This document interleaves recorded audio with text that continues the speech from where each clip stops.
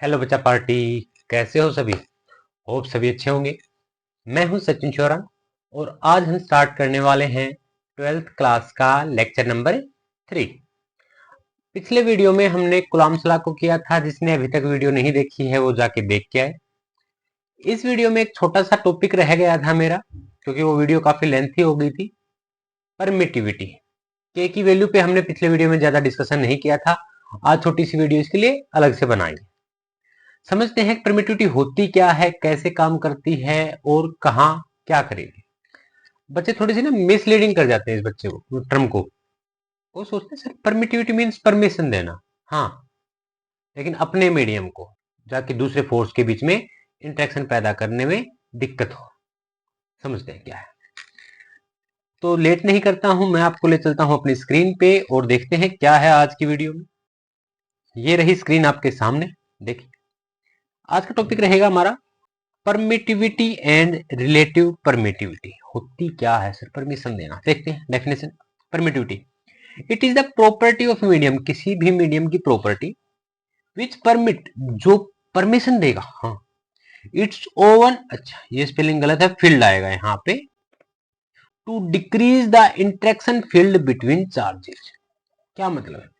अपने फील्ड को परमिशन देना कि जा, वो दो चार्ज इकट्ठे बैठे हैं ना, उनके बीच में दरार पैदा कर, उनका जो बॉन्ड है उसको कमजोर कर। पानी सोलोवेंट कैसे है? पानी का अपनी प्रॉपर्टी है, पानी अपना पोलर है। वो अपने क्या करेगा, फील्ड पैदा करता है सर, ताकि दो मॉलिक्यूल्स के बीच के इंटरेक्शन कम हो जाए। जैसे HCl है, H और Cl, उनके बीच से दरार पैदा करती। अब H अलग है, Cl अलग है, पानी सोलवेंट हो गया, इसलिए उसको डिजोल्व कर लेता है। समझ में आई ये बात? तो यहाँ पे भी ऐसा ही है कि दो चार्जेस हैं, एक मैंने ले लिया है Q1 चार्ज और दूसरा हमने चार्ज क्या ले लिया, Q2 चार्ज। अब सर जब रखे हैं, कोई भी चार्ज हो, प्लस माइनस हो, हमें तो कोई मैटर नहीं है, बात तो सेम रहेगी। इनके बीच कुछ ना कुछ फोर्स ऑफ इंटरेक्शन रहा होगा वैक्यूम में। मैं इनको लेके आया मीडियम में। अब मीडियम की अपनी प्रॉपर्टी है, उसका अपना फील्ड है। वो फील्ड बोलेगा यार मेरा काम नहीं चल रहा है, ठीक है, तो वो बोलेगा जा इसके पास और इनके इंटरेक्शन को कम कर, क्या बढ़ाएगा नहीं कभी भी। वैक्यूम में फोर्स मैक्सिमम होता है, तो इस इंटरेक्शन को कम करने की ट्राई करेगा। कितना टाइम्स कम करता है ये डिसाइड करने का जो फैक्टर है, दैट इज परमिटिविटी। क्लियर? यही हमने डेफिनेशन में डाला हुआ है, परमिटिविटी।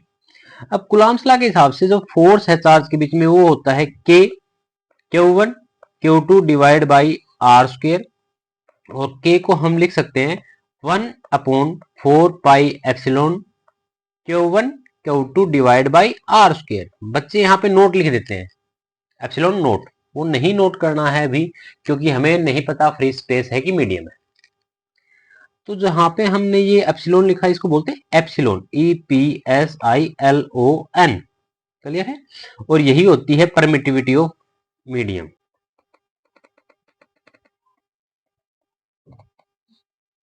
अगर एप्सिलॉन बढ़ गया,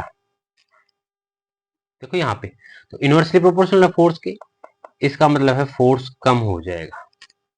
इज इट क्लियर? और अगर मैं बात करूं वैक्यूम के लिए या फ्री स्पेस के लिए, तो एप्सिलॉन की वैल्यू है वो यहाँ पे मिनिमम होती है, और उस मिनिमम वैल्यू को ही हम बोलते हैं एप्सिलॉन नोट, जो कि होती है 8.854 इंटू 10⁻⁻12 कूलम्ब स्क्वायर पर न्यूटन मीटर स्क्वायर।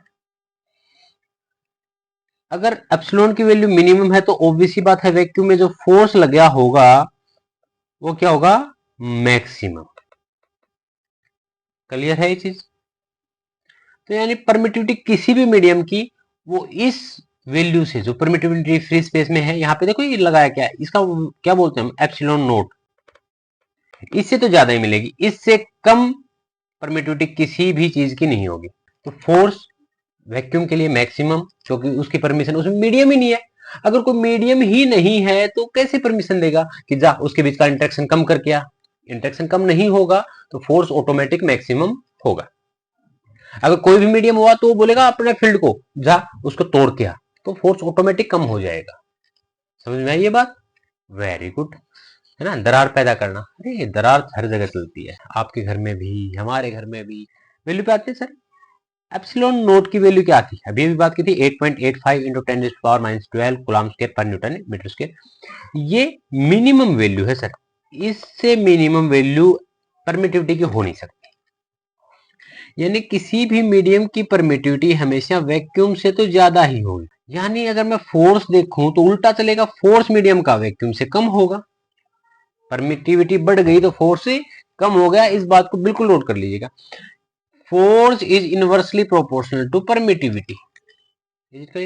जैसे परमिटिविटी वाटर की हम बात करें तो लगभग मैं आइडिया दे दूं, 7.12 इंटू 10⁻⁻10 कूलम्ब स्क्वायर पर न्यूटन मीटर स्क्वायर।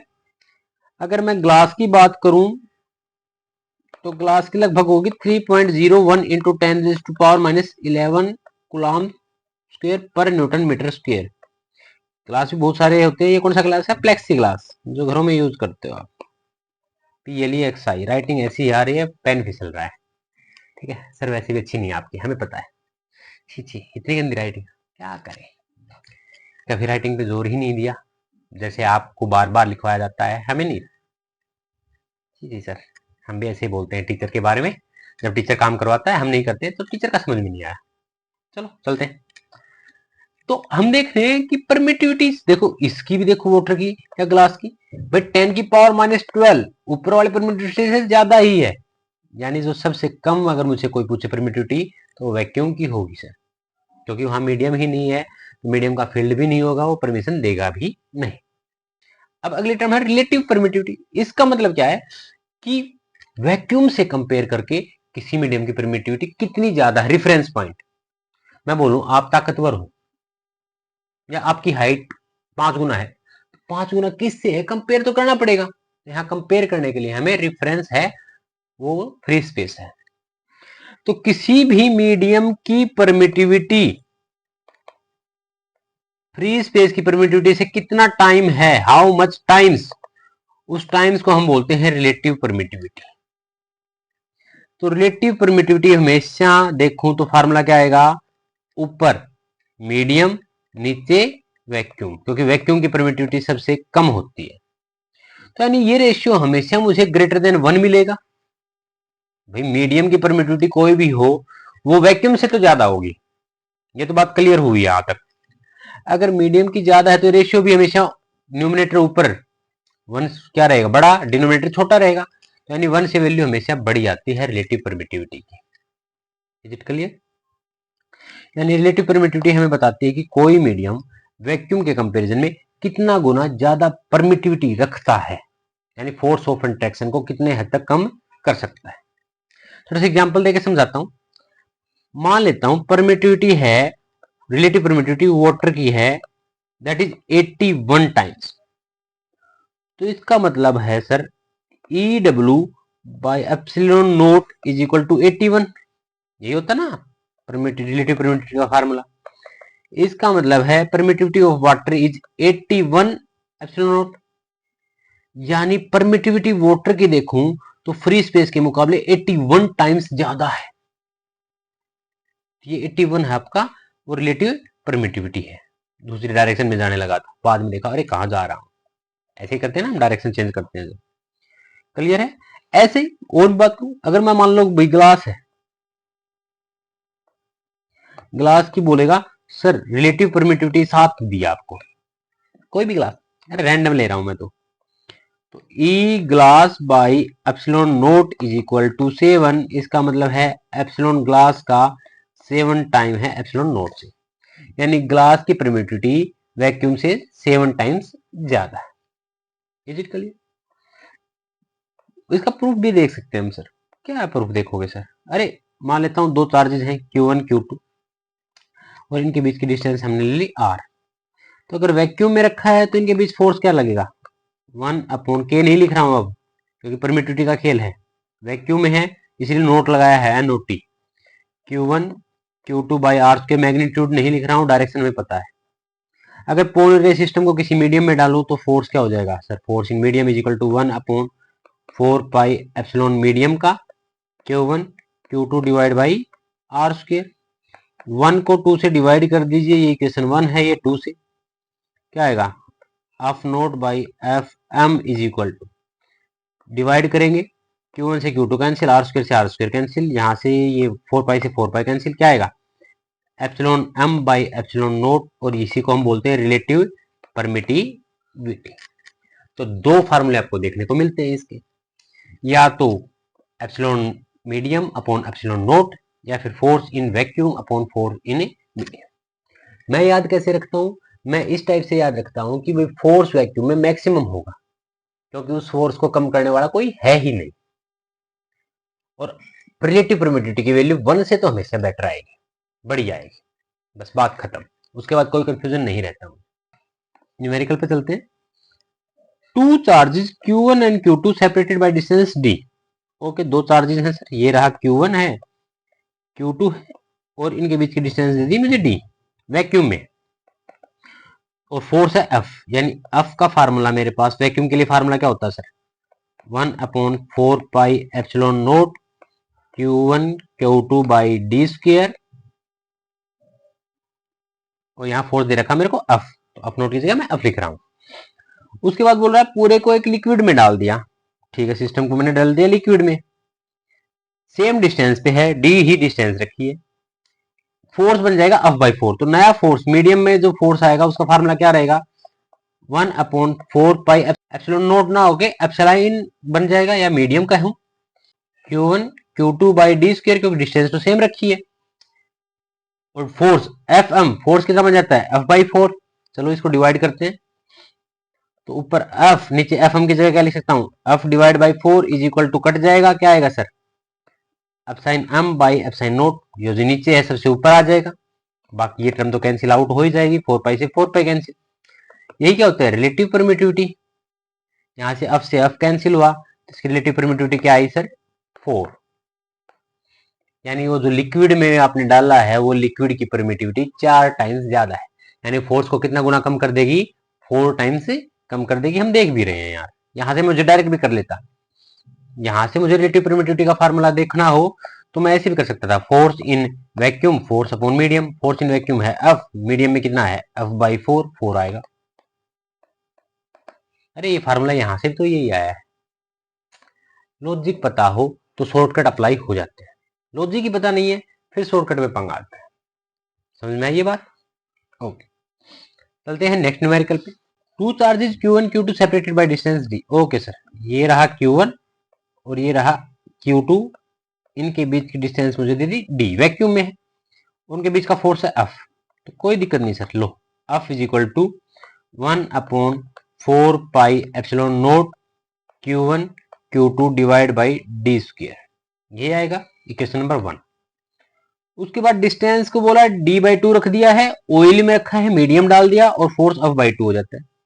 तो नई सिचुएशन के हिसाब से अगर मैं देखूं, न्यू सिचुएशन, तो फोर्स मेरा हो जाएगा F/2, okay, 1/4 pi epsilon Q1 Q2 divide by D square की जगह क्या लिख सकता हूं, D/2 का होल स्क्वायर, यानी ये बनेगा 1/4 पाई एप्सिलॉन, मीडियम है ऑयल है तो ऑयल डाल सकते हो सर, Q1 Q2 D/2 का होल स्क्वायर क्या आ जाएगा, D स्क्वायर डिवाइड बाई 4 है वो 4 ऊपर मल्टीप्लाई में। इक्वेशन नंबर 2, 1 को 2 से डिवाइड कर देंगे, तो इस बार डायरेक्ट मत कर लेना कि सर परमिटिविटी क्या थी, हमारी परमिटिविटी थी force in vacuum upon force in medium, force in vacuum हुआ F, मीडियम में क्या हुआ F/2, 2 पर रिलेटिव परमिटिविटी आनी चाहिए 2, ऐसे नहीं करना, ऐसे नहीं करना है। रीजन क्या है कि सर इस बार डिस्टेंस वगैरह सारी चीजें सेम नहीं है, ठीक है, तो शॉर्टकट मैंने कहा था ना, शॉर्टकट याद नहीं करना है, उसको समझना है, जैसे उसने डिस्टेंस बदली मैंने समझ गया ये फार्मूला नहीं लगेगा। रीजन अकेले फोर्स पे इस टाइप से डिपेंड नहीं करेगा कि भाई फोर्स अकेली परमिटिविटी पे डिपेंड नहीं कर रहा ना, फार्मूले में देखो चार्ज पे भी डिपेंड करता है फोर्स सर, डी पे भी डिपेंड करता है, तो डायरेक्ट यूज नहीं करना है। डिवाइड करता हूँ फर्स्ट बाई 2, तो यहाँ पे क्या आएगा F divide by F/2 is equal to Q1 से Q2 कैंसिल, D स्क्वायर से D स्क्वायर कैंसिल, 4 पाई से 4 पाई कैंसिल, क्या आएगा sir epsilon m divide by epsilon naught into 4। अब क्या आएगा सर F से F कैंसिल, 2 ऊपर जाएगा, तो 2 is equal to epsilon m by 4 epsilon naught. तो epsilon m by epsilon naught क्या हुआ आपका 8, और यही होता है रिलेटिव परमिटिविटी। तो जिस मीडियम में डाला है उसकी रिलेटिव परमिटिविटी क्या हुई आपकी 8 हुई। 8 इज द आंसर। और ये रहा आज के लेक्चर का लास्ट न्यूमेरिकल। थोड़ा सा है सोचने वाला बट आसान है। क्या है देखिए, two identical spherically charges metallic sphere है, हैंग बाय स्ट्रिंग, धागे से लटकाए हुए। स्ट्रिंग कितना एंगल बना रही है 60 degree with each other. Okay sir, vacuum में रखा है। When the whole arrangement is kept in a liquid of density this one and the angle between remains same, calculate dielectric constant। Numerical क्या कहता है, बोल रहा दो चार्जेज हैं सर Q1 Q2, उनको एक लाइट स्ट्रिंग से डाल दिया धागे से, तो ऑब्वियस बात है सर दोनों फोर्स इधर लगाएंगे, ये F12 इधर फोर्स लगेगी एंड F21 इधर लगेगी। फोर्स ऑफ रिपल्सन दोनों आइडेंटिकल चार्जेज हैं, सेम चार्जेज। ओके, धागे से लटकाए हुए हैं तो थोड़ी सी मेटेलिक स्फीयर है, ऑब्वियसली बात है सर। तो रेस्ट पे है तो लॉ अप्लाई होगा, तो इनका वेट कहाँ लगेगा नीचे की तरफ mg। अब धागे में टेंशन होगी, ऑब्वियसली बात है सर, ये लीजिए टेंशन सेम स्ट्रिंग है, तो इसका मतलब क्या हुआ टेंशन भी सेम रहेगी। ये कुछ इन्फॉर्मेशन दी नहीं है लेकिन एक्चुअली बुक में न्यूमेरिकल्स में है ये चीजें। अब जरा बात करते हैं सर, अब टी के दो कंपोनेंट होंगे सर, एक इधर कंपोनेंट होगा और एक ऊपर की तरफ। अब ये एंगल यहाँ पे 60 है तो इस एंगल को दो हिस्सों में तोड़ लेते हैं। तो इधर वाला एंगल क्या हुआ 30 डिग्री। अगर ये 30 है तो ये भी क्या होगा आपका 30 डिग्री, वर्टिकली अपोजिट एंगल, दो पैरेलल लाइंस के बीच बनने वाले। और जिसके साथ एंगल बनता है that is T cos theta 30, बाद में कर लेंगे जब जरूरत पड़ेगी। ये वाला T sine theta same sir इसमें होगा। इधर टेंशन का कंपोनेंट क्या आएगा टी साइन थीटा, और ऊपर की तरफ कौन सा कंपोनेंट आएगा टी कोस थीटा। इतना तो आपको करना आना ही चाहिए। थीटा 30 है। स्टार्टिंग की सिचुएशन समझ में आ गई। जो मेटेलिक स्फीयर है उनकी डेंसिटी 0.5 है। ओके सर, बैलेंसिंग कंडीशन करते हैं पहले वाले में। जब वैक्यूम में रखा मैंने इनको तब सर कौन किसको बैलेंस कर रहा था F12 हॉरिजॉन्टल डायरेक्शन में, तो T sine theta is equal to F12 या F21, मैं एक ही चार्ज को कंसिडर करके कर लेता हूं, दोनों सेम आएंगे सर क्योंकि दोनों फोर्स इक्वल एंड अपोजिट लग रही है। ओके सर, यहाँ पे बात खत्म हुई। और F12 क्या है 1/4 पाई एप्सिलॉन नोट, क्योंकि वैक्यूम है, Q1 Q2 डिवाइड बाय इनके बीच की कोई डिस्टेंस रही होगी d स्क्वायर। सिमिलरली अगर मैं चलूं टी कोस थीटा को बैलेंस कौन कर रहा है, तो आपको क्या सर mg, ऊपर वाले को वर्टिकल अपवर्ड को डाउनवर्ड। मास मुझे गिवन नहीं है, सारी की सारी इसने डेंसिटी के रूप में बात की है, तो क्या मैं डेंसिटी में तोड़ लूं इसको। मास को क्या लिख सकते हैं sir density into volume into gravity. Mass को मैंने क्या लिख दिया सर डेंसिटी इंटू वॉल्यूम। ये जो रो है ये क्या लिया हमने डेंसिटी ऑफ स्फीयर, ठीक है। डिवाइड कर दे दोनों को, देखते हैं क्या मिलता है सर। टी से टी कैंसिल, और कुछ मेरे ख्याल से डिवाइड हो नहीं रहा।